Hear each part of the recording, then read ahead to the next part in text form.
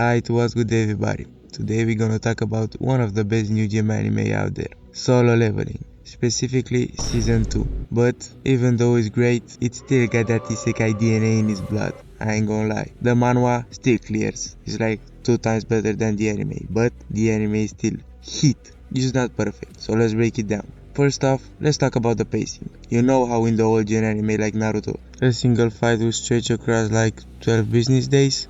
Yeah, but Solo Leveling? Nah, they said we gonna be moving like Sonic this season. Look, I get it. Jinwoo got no time for emotions. Bro be soloing his ranked dungeons like it's a side quest. But sometimes I'm like, damn, can we cry a little? Like bro showed almost no emotion the entire season. Like, bro, there's a fine line between being nonchalant and robotic, and my boy Jinwoo is walking that line with AirPods in. Now, here's where it gets interesting. Even though Solo Leveling technically ain't an Isekai, spiritually, it's deep in there, bro. OP main character, suddenly gaining godlike powers.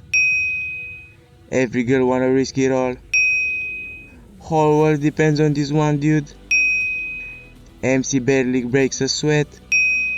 I mean, come on, if Gino had just been hit by a truck instead of walking into a dungeon, we'd be calling this anime re-leveling of the solo god or some shit. But here's the difference. Most isekai out there be like, he was a loser in real life, but now he's a king in this fantasy line.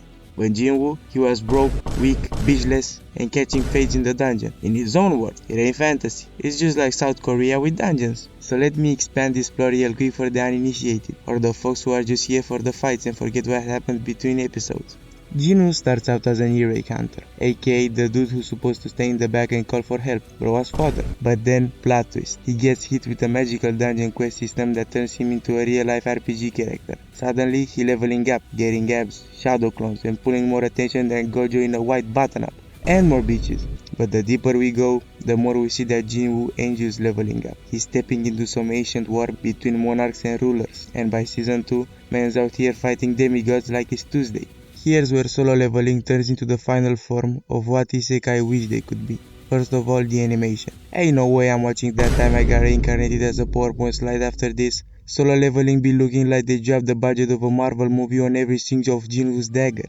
The fight choreography, smooth. The camera angles, cinematic. Ain't nobody tripping and falling mid-air fight like some D-tier harem anime. It's all action, no filler.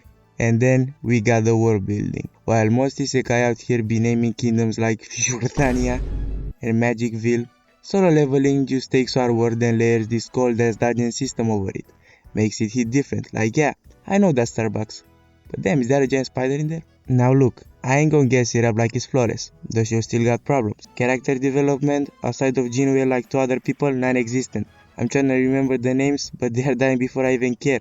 The side characters feel like background dancers at a Chris Brown concert. They cool, but you know who the camera gon' follow. Also, sometimes Jinwoo's so overpowered, you don't even feel like there's a tension. Like bro, he shows up to the final boss, Beru, and the boss dies in like half an episode. Like where's the struggle? I wanna feel like I might cry. Now, let me talk about the isekai genre real quick, cause let's be honest, it's falling off. It's all just the same story, copy-pasted with different hairstyles. You got Sword Art Online where the drip's crazy, but the plot fell off after season 1. You got reincarnated as a slime, where the slime got more charisma than half the casts. It's all just nerd dies, gets power, gets bitches, becomes god. Solo Leveling is what the isekai genre has been trying for years. OP main character, check. Insane fights, check. Cool power, real stakes, and the plot that doesn't feel like it was written during a lunch break, triple check.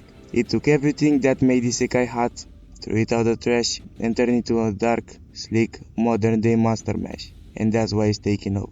But that's just my opinion. Let me know if you think Solo Leveling is peak fiction or overhyped. Drop a comment, hit a like, stay safe.